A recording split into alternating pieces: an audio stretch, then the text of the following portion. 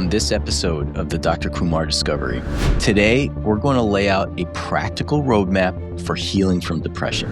Depression is not a simple neurotransmitter deficiency. It's not just low serotonin or low dopamine. It's a global state where the brain and body are off track.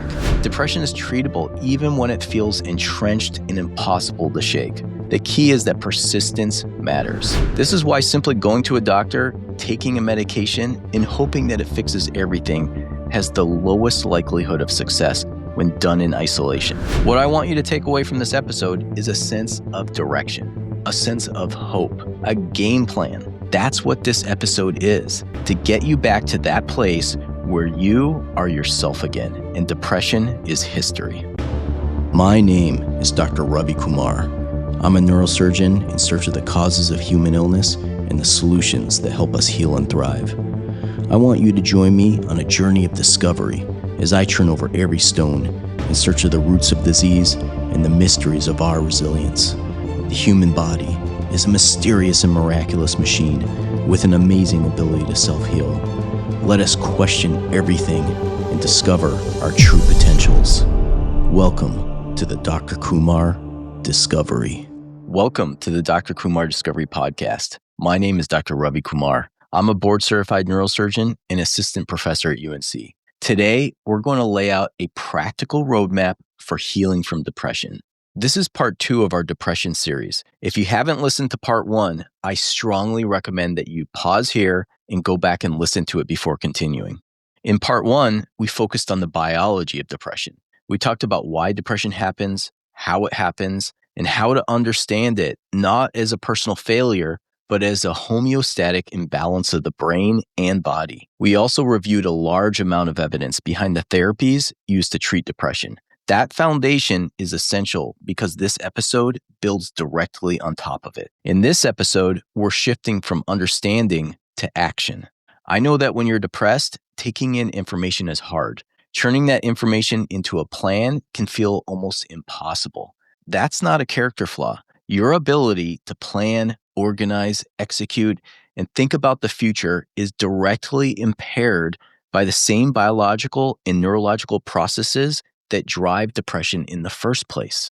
The good news is that when healing begins, those abilities return. Your thinking becomes clearer, your sleep improves, motivation comes back, joy starts to reappear. Your personality, productivity, and sense of purpose begin to feel like your own again. That's what this episode is, to get you back to that place where you are yourself again and depression is history. Everything I'm going to talk about today is evidence-based. There's nothing in here that is not grounded in the scientific literature. What I'm doing is organizing that evidence into a structured roadmap that makes sense, based on both the research and my experience as a physician and as someone who has personally dealt with depression. I am taking some editorial privilege here in construction of the order and the progression of the roadmap, because I do want this to feel algorithmic. I don't want you to have to figure out what comes next or how to assemble a plan when your brain is already under strain. I want you to be able to follow a clear path towards recovery without really having to think about it. That said, depression should always be managed in partnership with your own doctor. I am a doctor, but I'm not your doctor. This information is meant to educate you, expand your understanding, and give you a framework that you can take into those conversations with your own healthcare provider. In the show notes, I'll include a link to a printable version of this roadmap. I encourage you to take it to your doctor and talk it through together. There is nothing here that is rebellious or outside the principles of good medicine. Every component has been studied, researched, and published in the peer-reviewed literature. This framework is meant to help you and your doctor stay aligned and work toward the same goal with a shared understanding. And finally, I want to be clear that this podcast is separate from my role as assistant professor at UNC. I'm doing this as a person who believes deeply in the power of knowledge, and I'm sharing my journey of discovery in the hope that it helps you feel more informed, more empowered, and more capable of healing. Okay, after listening to the last episode, I hope you now have a deeper appreciation of how complex depression really is. Depression is not a simple neurotransmitter deficiency. It's not just low serotonin or low dopamine.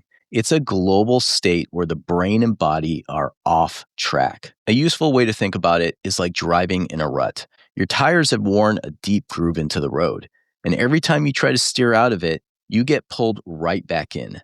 That rut represents habitual neurological patterns in the brain that keep reinforcing the depressive state. Because of that, you can't just turn the wheel and expect to get out. You have to turn the wheel, press the gas, and sometimes even find a completely different road, meaning you need a different set of neurological pathways in your brain that are not stuck in the same groove. This is why simply going to a doctor, taking a medication, and hoping that it fixes everything has the lowest likelihood of success when done in isolation. Medication can be helpful, sometimes very helpful, but it's rarely sufficient on its own. So what we're going to do here is start with the most basic interventions and move gradually towards more interventional ones. If you follow this plan, which is entirely evidence-based, there is a high likelihood that you can find real freedom from depression. But here's an important caveat. If you're unable to perform basic self-care, meaning you're not eating or drinking enough, not staying hydrated, not maintaining basic nutrition, because your depression is so severe, you need immediate professional help. If you're experiencing psychotic symptoms, such as hearing voices or having paranoid beliefs, or losing touch with reality, you need immediate attention. If you're having thoughts of hurting yourself or others, especially if you have an intent or a plan, those are big red flags. This is not a situation to manage on your own. You need to seek care right away. Okay, in the last episode, I asked you to take the PHQ-9 questionnaire. If you have not done that yet, I want you to start there. There will be a link in the show notes. The PHQ-9 is a simple, validated questionnaire that gives you a numerical score so you can quantify where your depression currently stands. A score of 5 to 9 indicates mild depression. 10 to 14 is moderate depression. 15 or higher falls into the moderately severe to severe range. This gives you a baseline. It tells you where you are starting so you can objectively track improvement over time. I also asked you to check a thyroid function, vitamin D level, CBC, B12, and folate. If any of those are deficient, then you need to correct them using standard therapies. Your doctor can help you with this, and often correcting a nutritional, hormonal, or metabolic deficiency can make an immediate difference in your mental health. Next, I want you to choose one support person who is not your doctor. This can be a friend, a family member, or even someone you connect with through an app or a structured support service. What matters is that this person understands what you are trying to do and knows you are actively working on your mental health. You can't do this alone. Isolation is one of the core drivers of depression. That isolation needs to end on day 0.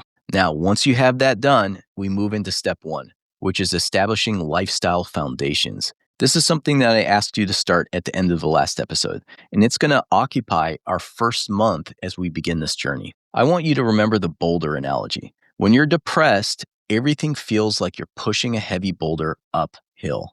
Every intervention requires more energy, higher doses are needed, progress feels slow and exhausting. Lifestyle changes flatten that terrain. Instead of pushing the boulder uphill, you're now pushing it across level ground. That dramatically increases the chances that every other intervention will work. During this first month, your goal is to not feel happy. Don't measure success by happiness yet. The goal is to create the conditions that allow improvement to happen. This phase is about stabilizing the environment and laying the foundation for recovery.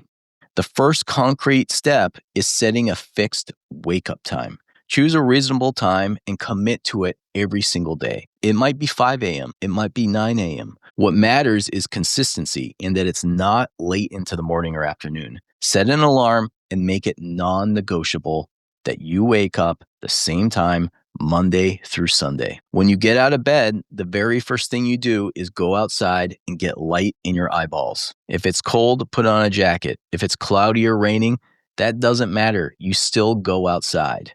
Don't wear sunglasses.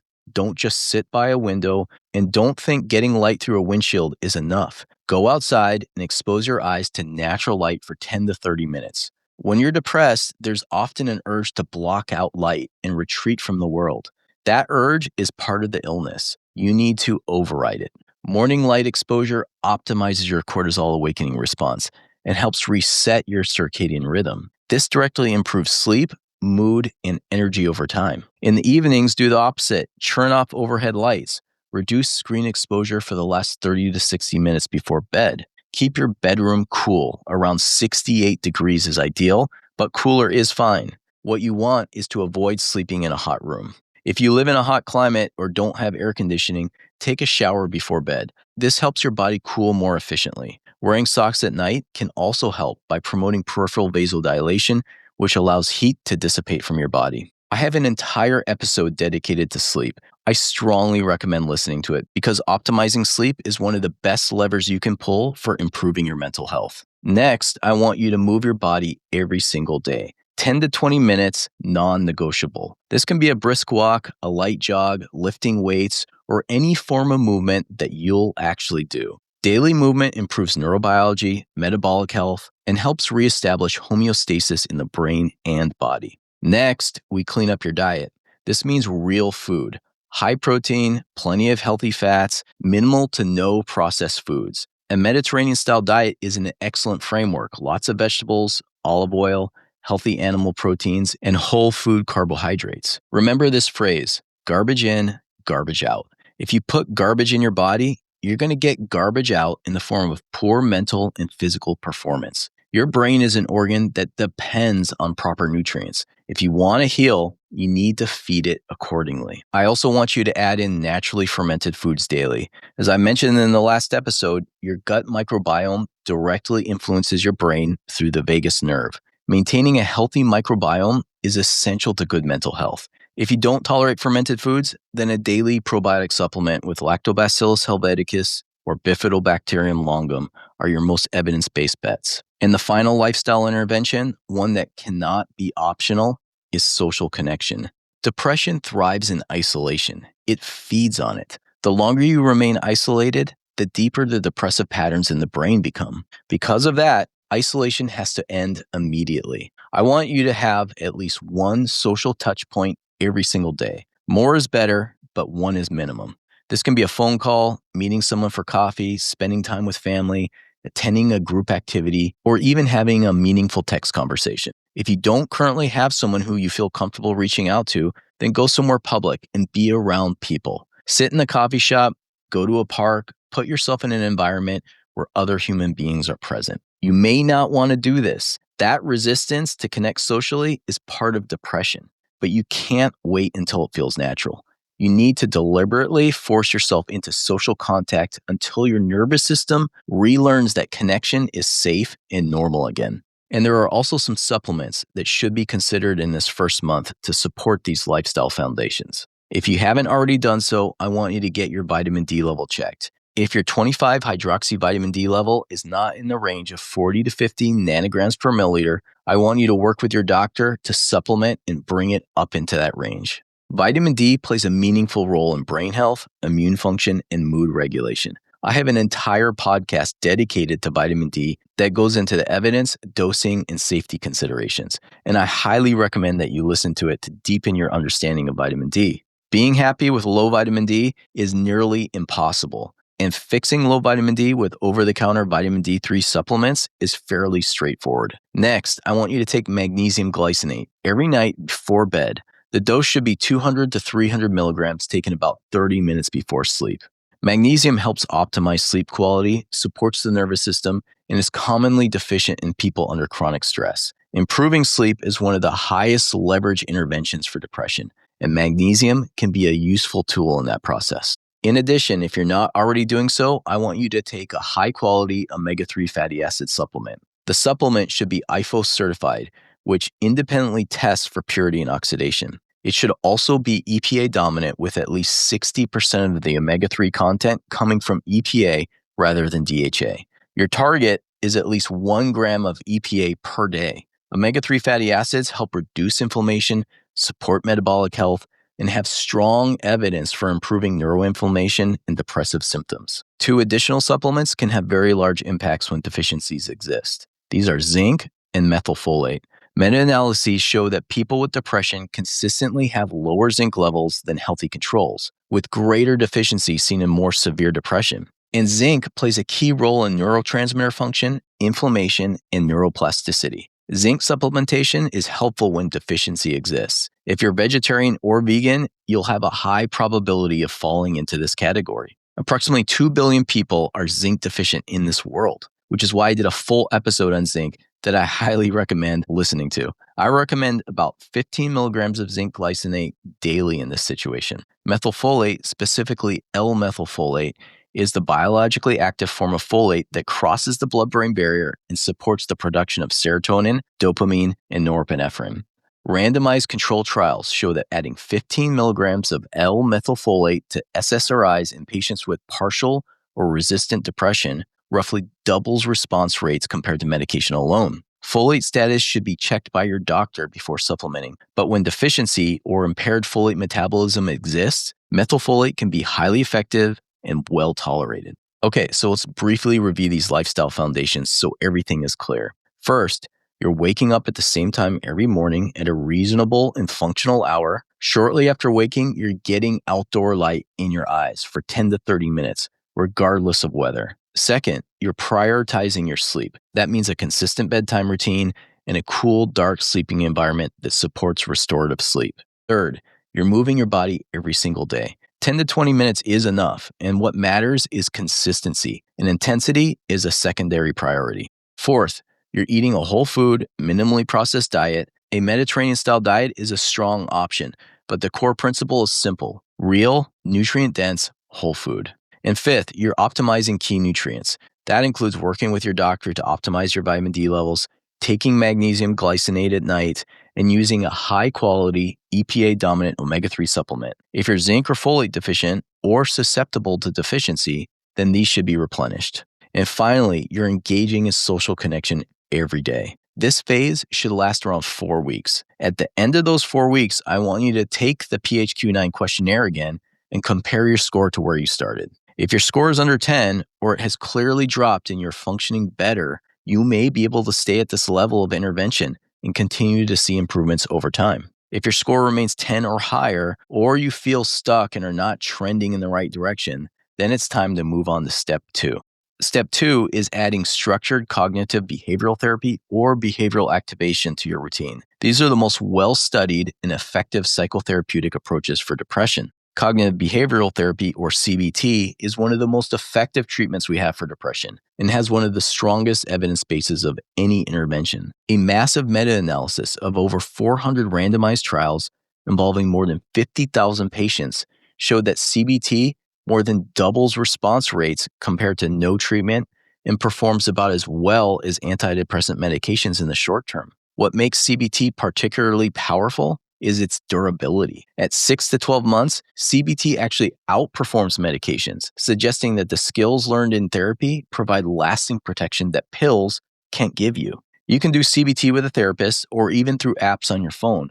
One app that I really like is called Clarity, which can be found in the App Store. For many patients, CBT is a true first-line treatment, and in some cases, lifestyle changes in CBT may be all you need.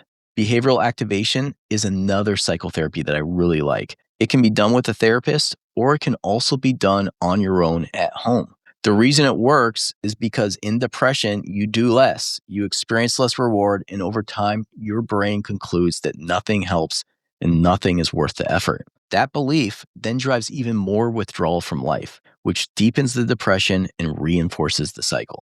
Behavioral activation reverses that process by flipping the sequence. Instead of waiting for your mood to improve before you act first. Your brain then experiences the outcome of that action, even if it's small, and gradually updates its prediction, and effort doesn't seem so pointless anymore. Over time, mood starts following behavior rather than the other way around. To start with behavioral activation, I want you to write down 3 to 5 activities that either used to feel okay in the past or that you believe would feel slightly better than doing nothing at all. These don't need to be activities you love.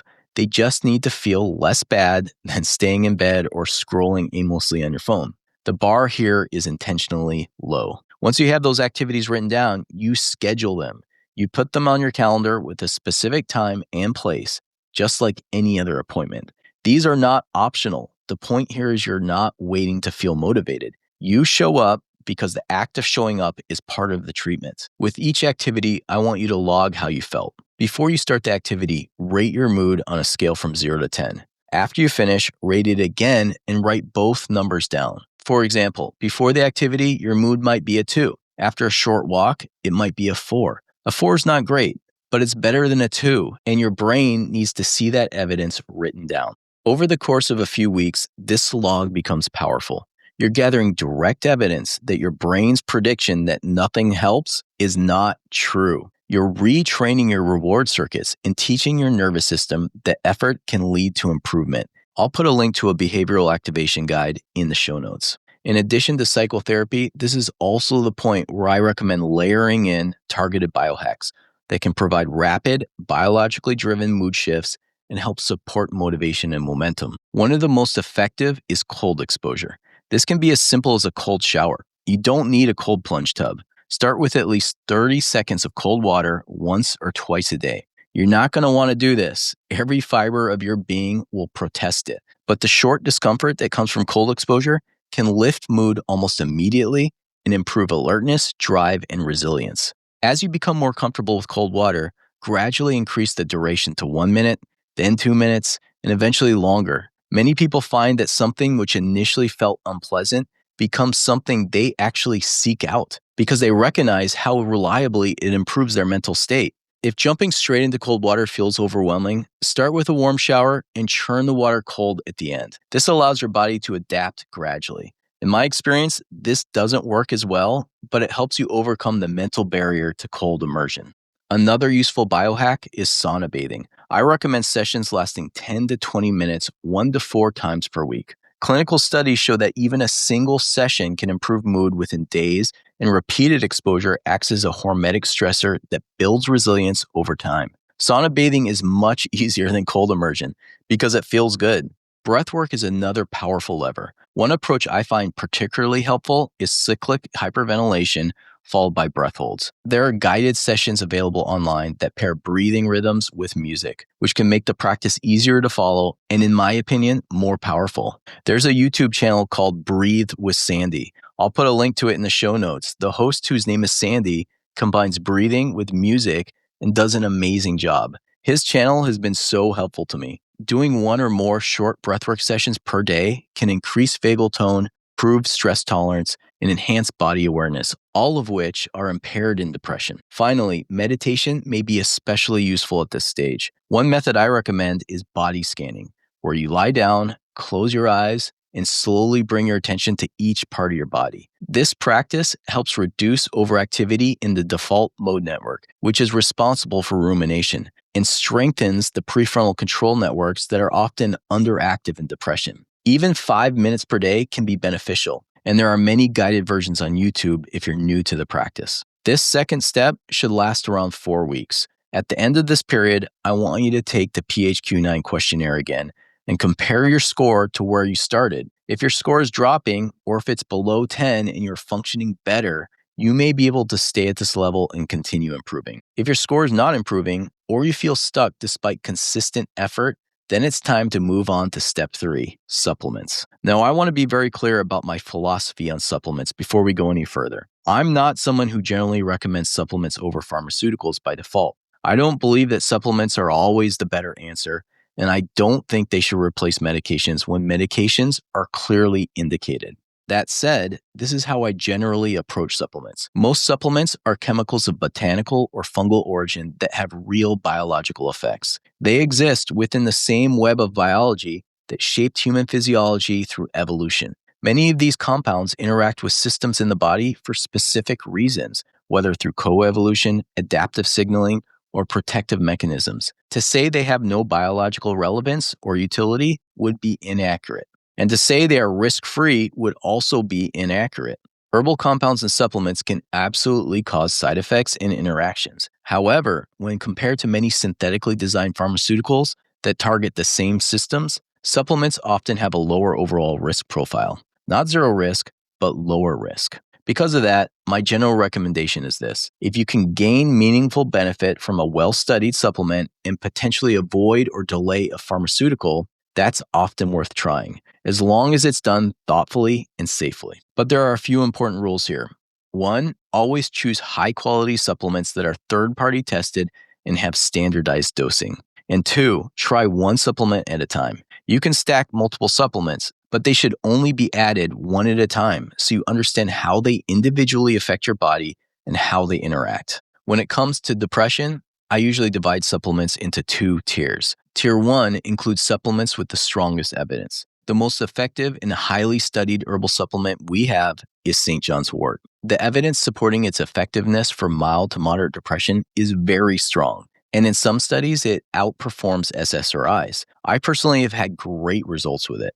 But the issue with St. John's wort is drug interactions. St. John's wort can significantly interfere with medications such as birth control pills, blood thinners, transplant medications, HIV treatments, chemotherapy agents, and seizure medications. If you're taking any prescription medications, you must talk to your doctor before using St. John's wort. If you're not on any other medications, it's generally very safe. This is also one supplement that you wouldn't take at the same time with a pharmaceutical medication like an SSRI. A typical dose is around 900 milligrams per day, divided in 2 or 3 doses, but some studies have looked at doses as high as 1,800 milligrams a day, with a very good safety and efficacy profile. The second supplement I generally recommend trying is saffron, at a dose of about 28 to 30 milligrams per day. Multiple randomized controlled trials and meta-analyses have shown that saffron can significantly improve symptoms of mild to moderate depression, and it's generally very well tolerated with minimal side effects. In fact, a head-to-head meta-analysis comparing saffron directly to SSRIs found no meaningful difference in antidepressant effectiveness, with saffron showing roughly 6% fewer adverse events. Saffron appears to work in part by inhibiting serotonin reuptake, similar to SSRIs, while also providing anti-inflammatory and antioxidant effects through compounds like crocin and safranol. If you're pregnant, you should not take saffron, but otherwise, it's a very safe and reasonable evidence-based option. For some people, it can be enough of a biological nudge to help shift the system out of a depressive state. Another tier 1 option is S-adenosylmethionine, or SAMe. SAMe has been studied extensively and has demonstrated significant antidepressant effects compared to placebo, both as a standalone treatment and in head-to-head comparisons with conventional antidepressants. A large systematic review and meta-analysis of more than 20 randomized controlled trials involving more than 2,000 patients found that SAMe produced moderate improvements in depression symptoms and showed comparable effectiveness to standard antidepressant medications, with good overall tolerability. SAMe works as a key methyl donor in the brain, supporting neurotransmitter synthesis in multiple mood-regulating pathways. Dosing varies, but a commonly effective dose is 1,600 milligrams per day, typically divided into 2 doses, making it a reasonable evidence-based option, especially for people who can't tolerate traditional antidepressant side effects. One more tier 1 supplement worth considering is curcumin. This is the active compound in turmeric. A meta-analysis of 9 randomized controlled trials showed that curcumin produces significant antidepressant effects compared to placebo. What makes curcumin particularly compelling is its multi-target mechanism. It has potent anti-inflammatory effects, supports BDNF and neuroplasticity, provides antioxidant protection, and may influence neurotransmitter systems, all of which are relevant in depression biology. One important caveat is bioavailability, since standard curcumin is poorly absorbed in the gut. The studies that showed benefit used formulations that had enhanced bioavailability. This is why I recommend taking a nano or phytosome formulation. Typical effective doses range from 500 milligrams to 1,000 milligrams per day of curcumin from these improved absorption formulations. Creatine is another supplement that I place in tier 1. Although best known as a sports supplement, creatine has growing evidence for depression, particularly as an adjunctive treatment. Clinical studies show that creatine supplements can significantly improve depression scores, likely by improving brain energy metabolism and mitochondrial function. The brain is an extremely energy-demanding organ, and there is increasing evidence that impaired cellular energy production contributes to symptoms like fatigue, brain fog, and low motivation and depression. Creatine helps regenerate ATP, the brain's primary energy currency, and has been shown on brain imaging to increase brain creatine and phosphocreatine levels. Creatine appears especially helpful in people with prominent fatigue or cognitive symptoms, and some studies suggest that women may respond better than men. The most studied and recommended form is creatine monohydrate, typically dosed at 3 to 5 milligrams per day. It has an excellent safety profile and can be added on to almost any other treatment. Okay, let's talk about tier 2 supplements. These are supplements with less evidence or less efficacy. You use them when you're not getting where you need to be with tier 1 supplements alone. And in this situation, you'd want to stack them with your tier 1 supplements. The first supplement I like to try in this tier is L-theanine, particularly for people whose depression is driven heavily by anxiety or stress. L-theanine is calming, improves focus, and can help reduce physiological stress. Most studies have examined it as an adjunct to other treatments, but it can be tried as a standalone option with the understanding that the evidence is more limited. It does have real biological effects and can also support sleep in some individuals. A typical dose for L-theanine would be around 200 to 250 milligrams per day. The second tier 2 option is rhodiola rosea. This can be particularly helpful in people with low energy, poor concentration, or prominent brain fog. It tends to be more stimulating, so it's not ideal for everyone. In clinical trials, comparing rhodiola rosea to sertraline, which is a common SSRI, it was less effective overall, but still showed clear antidepressant effects compared to placebo. Importantly, it was associated with fewer side effects. The dose used in those studies was around 350 milligrams per day. And that's all I have for tier 2, but I would say this. If you try any of these supplements, I recommend adding only one at a time and tracking your response for 4 to 6 weeks before trying a new supplement. If a supplement doesn't work, discontinue it, as you don't want to overcomplicate your biochemistry with too many drugs or supplements. And you should always continue to track your PHQ-9 scores. This gives you objective feedback on whether the intervention is helping or not.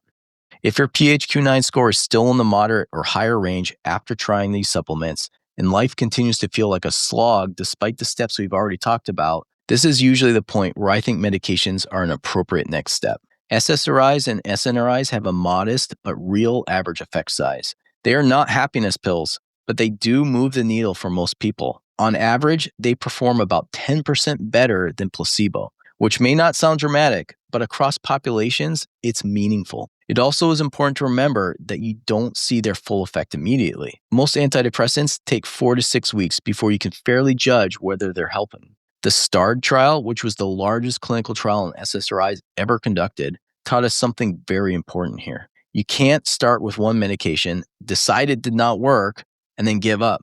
Depression treatment often requires iteration. That means working with your doctor, trying a medication, giving it enough time, and then making adjustments based on response and side effects. If you're not seeing benefit or having unacceptable side effects, that is when you switch to a different agent. If you're seeing partial benefit, you typically increase the dose within the recommended limits. If you reach a maximal dose and still are only having partial improvement, that's when your doctor may add a second agent. All of this happens under medical supervision and is guided by your symptoms and a shared decision-making between you and your doctor. This is the standard pharmaceutical pathway, usually managed by a primary care doctor or a psychiatrist, and it's important to emphasize that, again, you need to give each step enough time. Based on that START data, when you allow for switching and augmentation, roughly 2/3 of people eventually achieve remission. Now, if medications are not giving you the benefit you need, or if the side effects are simply intolerable,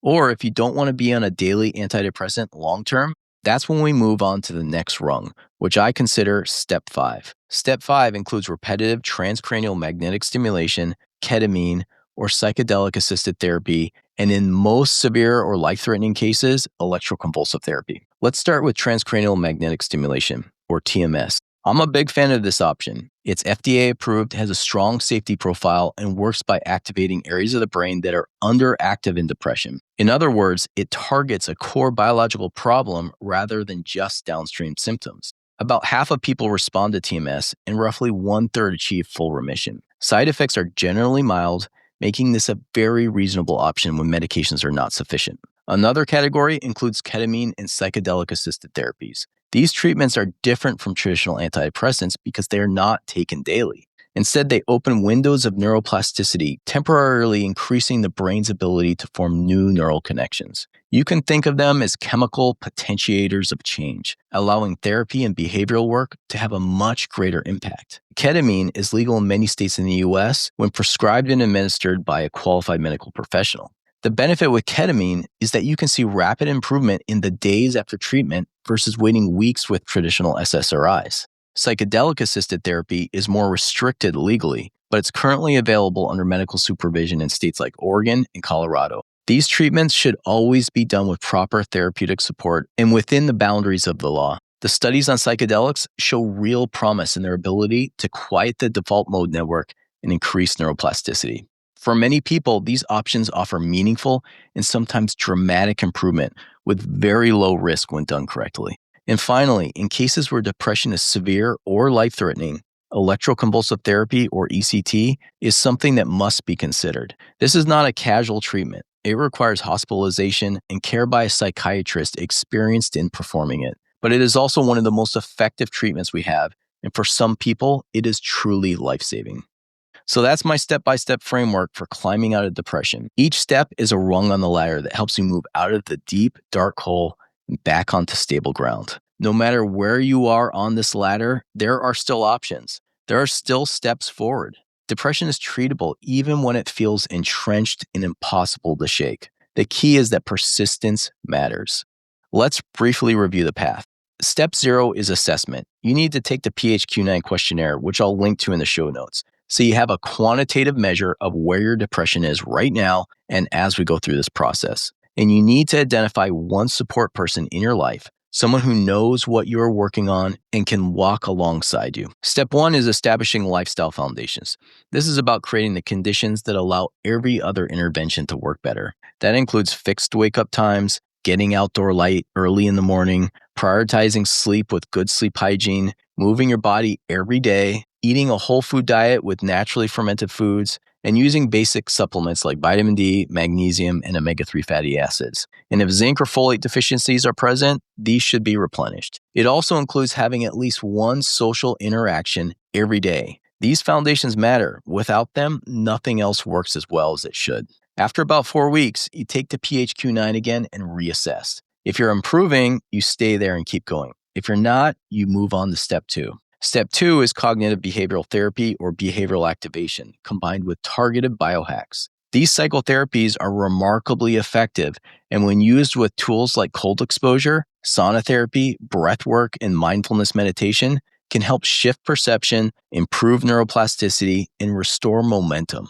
Every effort you make here strengthens your ability to climb up and out. If you're still not progressing, you can step onto the next rung, which is evidence-based supplements. Tier 1 includes St. John's wort, saffron, SAMe, curcumin, and creatine. Tier 2 includes L-theanine and rhodiola rosa. If supplements are not enough, the next step is pharmaceutical treatment. This means working with your doctor to try SSRIs, SNRIs, or other antidepressants, giving them enough time to work, and not stopping at the first failure. Switching, adjusting doses, and adding agents when appropriate is part of the process, and the data show that persistence pays off. And if these approaches still don't bring relief, there are advanced options. There's TMS, ketamine, psychedelics, and in severe or life-threatening cases, electroconvulsive therapy. These are powerful tools, and for many people, they are life-changing. These steps taken together will help almost anyone out of depression. They are heavily studied, evidence-based, and grounded in real clinical experience. What I want you to take away from this episode is a sense of direction, a sense of hope, a game plan, the knowledge that the path exists for you to improve and that a normal life is still possible. Depression shrinks your world. When you're in the hole, all you can see is the hole. You lose sight of the life you used to have, and getting out seems impossible. Being depressed is like having your hands tied behind your back and a blindfold over your eyes. Even when the ladder is right in front of you, it feels impossible to climb. Now I'm telling you right now that it's not. Follow the steps. Work with your doctor. Start at step 0 and take one rung at a time. Some people climb out after 1 or 2 rungs. Others need almost the entire ladder, but both are okay. So if you are listening to this and you feel numb, hopeless, heavy, stuck in the gray, hear this clearly. There is a way out. You just have to take the steps. Okay, so I hope you found this episode helpful. If it helped you or it helps someone you love, I would really appreciate it if you'd take a moment to leave a review on Apple Podcasts. Those reviews matter more than most people realize. Positive feedback helps the algorithm recognize the show and push it out to more people who may need it.